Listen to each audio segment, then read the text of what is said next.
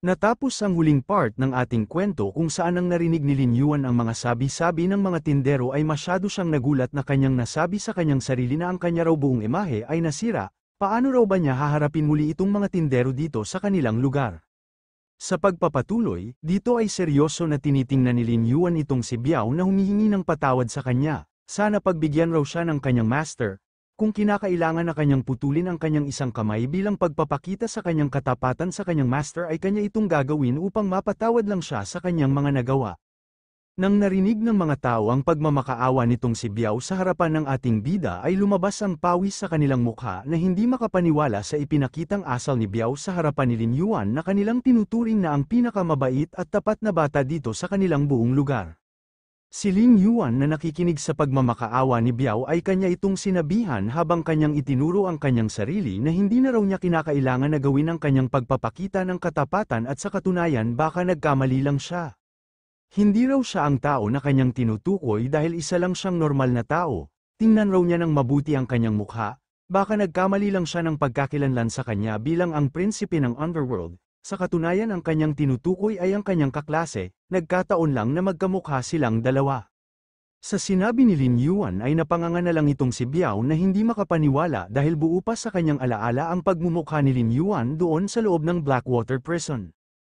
Pero agad naman niyang napagtanto na nagpapanggap lang pala si Lin Yuan na hindi siya ang kanyang tinutukoy upang hindi malaman ang kanyang totoong pagkakilanlan sa taong bayan. Kaya agad siyang ngumiti na kanyang sinaad sa ating bida na tama raw pala na nagkamali lang siya ng pagkaunawa. Paano naman raw maging isang prinsipe ng underworld ang isang tapat na estudyante katulad ni Lin Yuan? Dahil dito ay nakangiti na tumugon sa kanya si Lin Yuan na ngayon raw ay maliwanag na sa kanila ang maling akala patungkol sa kanya. Ngayon ay pupunta na siya doon sa kanilang school. Pinayo pa ni Lin Yuan sa grupo ni Biao na simula raw ngayon kapag pumunta sila dito ay huwag na nilang takutin ang mga tao dito. Na pinasangayunan naman ni Biao ang pinayo sa kanya ni Lin Yuan. Ngunit makikita naman itong mga tao na nag-usap-usap dahil hindi talaga sila makapaniwala sa mga nangyari. Si Lin Yuan daw ay napagkamalan ng mga gangster bilang ang kanyang kaklase. Nakangiti pa na nagsaad itong isang lalaki sa kanyang mga kasama na alam raw niya na si Munting Lin Yuan ay hindi magiging master ng boss ng gangster. Ngunit masyadong nabagabag itong babae na kanyang sinabi sa kanyang mga kasama na kakaiba raw talaga ang kanyang nararamdaman, pero hayaan na lang raw nila yon dahil alam naman nila na masyadong tapat si Lin Yuan para makisalamuha sa ganoon na mga grupo, baka nagkamali lang talaga ang mga grupo na yon sa kanilang akala patungkol kay Lin Yuan. Makikita naman itong si Lin Yuan na lumabas ang pawis sa kanyang mukha habang palihim niyang pinapakinggan ang pinag-usapan ng mga tao patungkol sa kanya. Samantalang itong si Biao sa kanyang likod ay takot na kanyang tinitingnan si Lin Yuan na kanyang iniisip na kung ano na raw ba ang ibibigay na parusa sa kanila ngayon ng kanyang boss. Nang tumingin na si Lin Yuan sa kinatatayuan ni Biao ay seryoso niya itong tinanong kung sino raw ba ang nagbigay pahintulot sa kanila upang kanila siyang tawagin na master. Halos maihi naman sa kanyang salawal itong si Biao na kanyang sinabi kay Lin Yuan na narinig daw nila sa kanilang warden na tinawag niya siya ng master. Hindi raw niya alam na wala pala siyang karapatan upang tawagin si Lin Yuan bilang ang kanyang master, sa kanya raw nagawang kasalanan ngayon ay nararapat lang sa kanya na mamatay ng 1,000 beses upang kanyang mabayaran ang kanyang mga kasalanan na nagawa. Sa pagmamakaawa ni Biao sa ating bida ay seryoso na nagsaad sa kanya si Lin Yuan na kaya lang naman niya siya pinalaya galing sa loob ng Blackwater Prison upang gumawa ng mga dakilang bagay. Ngunit ang kanyang ginawa ngayon ay nangongolekta ng pera kapalit ang proteksyon. Hindi raw ba niya naalala na ang kanyang misyon dito ay palihim na protektahan ang kanyang pamilya maging ang lahat ng mga tao dito. Nang papaalis na sa lugar si Lin Yuan ay makikita naman itong grupo ni Biao na patuloy pa rin na nakaluhod na nagpapaalam sa kanilang Panginoon, pinapangako raw nila sa kanilang Panginoon na kanilang protektahan ang lahat ng mga residente ng Yangtze Street sa kanilang buong buhay. Makalipas ang ilang sandali ay lumipat naman ang eksena sa Jiawei Academy kung saan nag-aaral si Lin Yuan. Makikita si Lin Yuan na mabilis na tumatakbo upang makapasok na siya sa kanilang academy. Habang siya ay tumatakbo ay tinawag naman ng matandang janitor na nagwawali sa kalsada ang kanyang pansin. Nakangiti pa na nagtanong sa kanya ang matanda na matagal na raw niya siyang hindi nakita. Akala raw talaga niya na kinakailangan pa niya siyang hanapin dahil sa ngayon ang kanilang academy ay kulang ng pansamantalang janitor upang maglinis dito. At nakipag-ugnayan na din siya doon sa kanilang supervisor upang bigyan ng slot si Lin Yuan upang makapagtrabaho, Makakatanggap raw ng pera si Lin Yuan galing sa kanilang academy upang makatulong sa kanyang pamilya. Sa sinabi ng matanda ay nagpapasalamat naman sa kanya si Lin Yuan, pero sa ngayon raw ay mayroon pa siyang mahalagang gagawin, hahanapin na lang raw niya ang kanyang Uncle Zhang kapag natapos na siya sa kanyang mahalagang gagawin.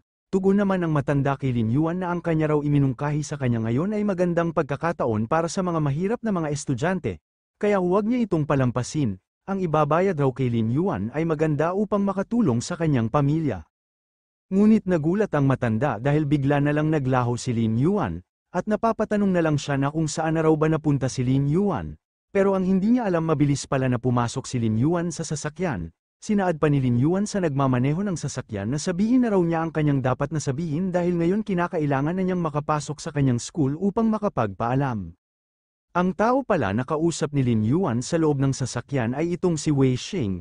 Tugon pa niya kay Lin Yuan na dahil raw sa pinansyal na paghihirap ngayon ng Fire Dragon Hall ay nagbenta sila ng ilang hindi core bilang asset na kanilang magagamit, at sa wakas nakuha na din nila ang Jiaowei Academy. Simula ngayon ang paaralan na ito ay pagmamay-ari na ni Lin Yuan. Sa impormasyon na ibinigay ni Wei Xing sa ating bida ay napapaisip naman itong si Lin Yuan na kung ano na naman daw ang kanyang dapat na gawin. Sinabi din ni Wei Xing kay Lin Yuan na ibabalita din daw nila sa ama ni Lin Yuan na siya na ang bagong principal dito sa academy, dahil simula nang nakapagpalaki siya ng anak na mataas ang grado at mayroong talento sa paaralan, naniniwala silang lahat na mayroon siyang malakas na pagpapahalaga patungkol sa edukasyon, kaya ang kanilang pangkat ay itatalaga siya bilang ang bagong principal sa loob ng 10 taon. Sa nalaman ni Lin Yuan ay masyado siyang nagulat na kanyang tinanong si Wei Xing na di ba ang kanilang pinag-usapan ay bigyan lang siya ng walang kwentang posisyon sa paaralan, dahil ang gusto lang naman niya na tumigil na siya sa paghiwa ng mga isda doon sa supermarket, paano siya biglang naging principal?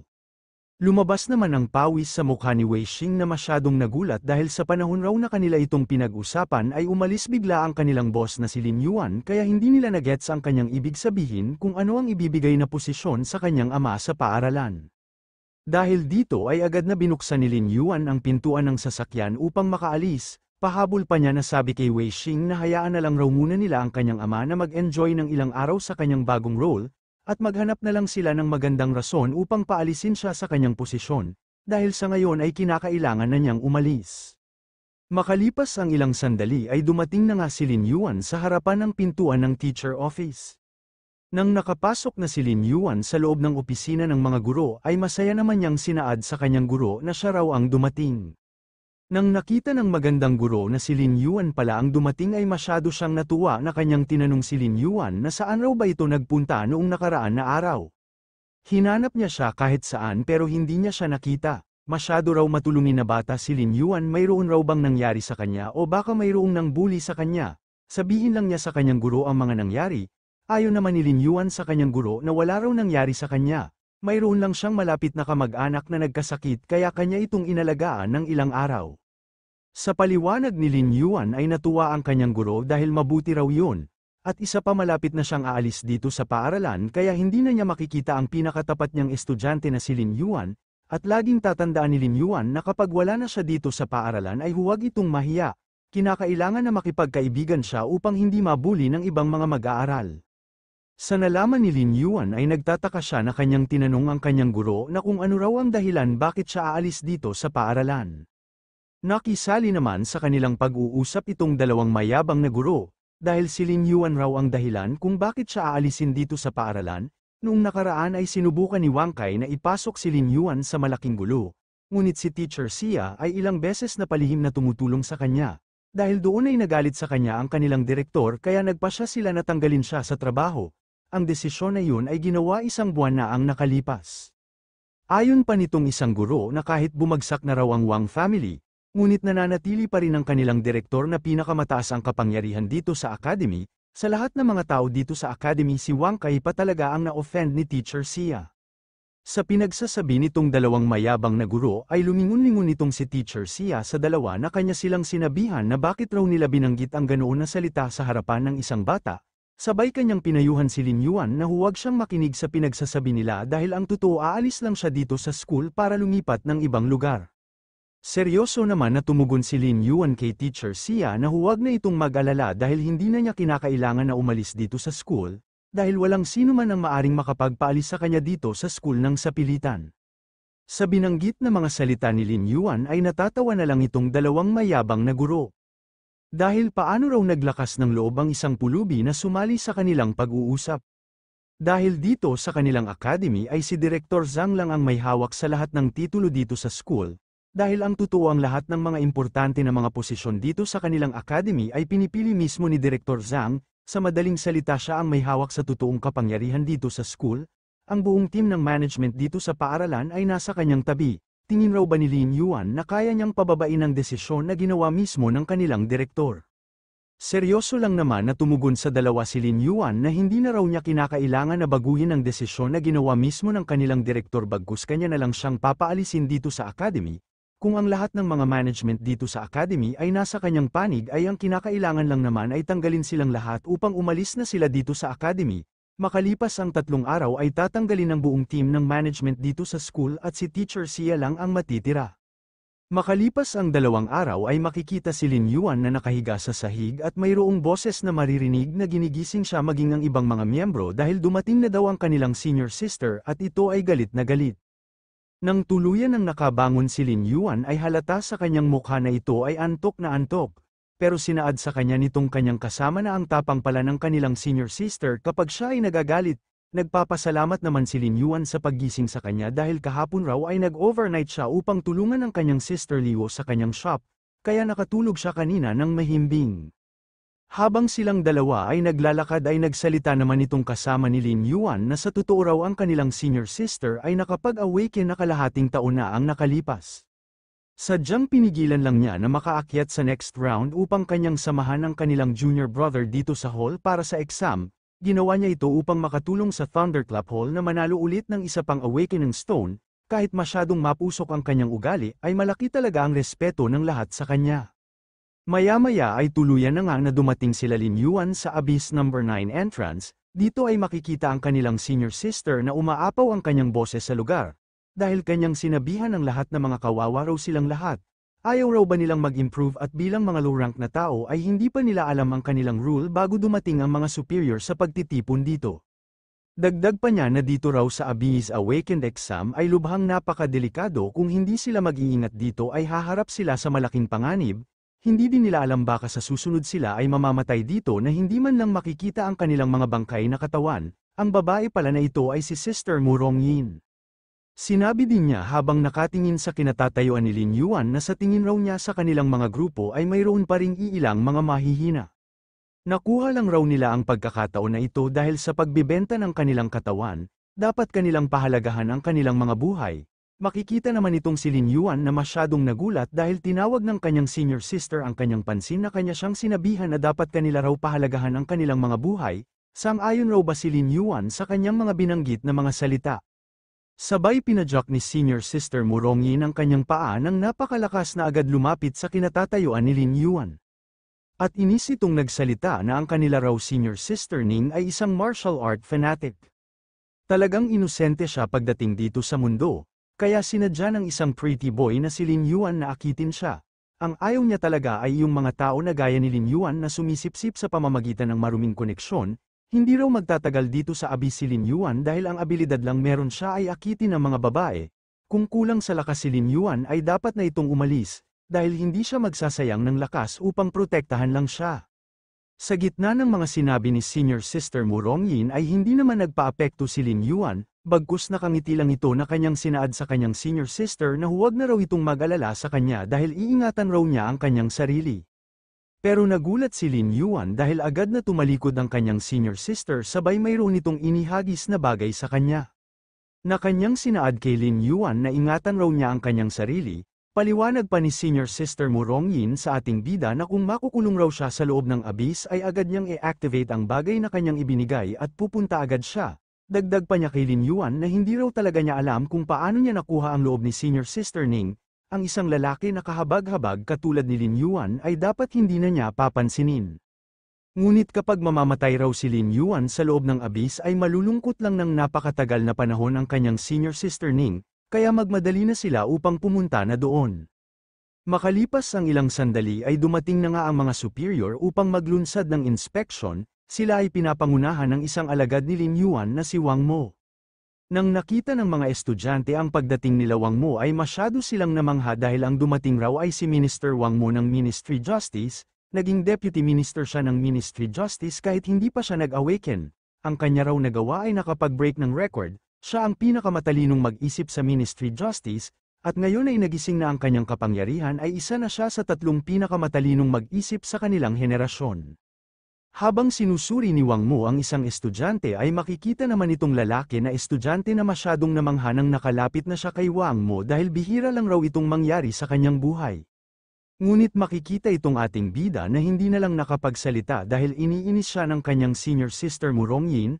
Sinabi pa sa kanya ni Murongying na ang iba raw sa mga kaedad ni Lin Yuan ay nagliliwanag katulad ng nagbabagang araw, ngunit tingnan raw ni Lin Yuan ang kanyang sarili, dahil sa ngayon isa pa rin siyang alabok sa lupa.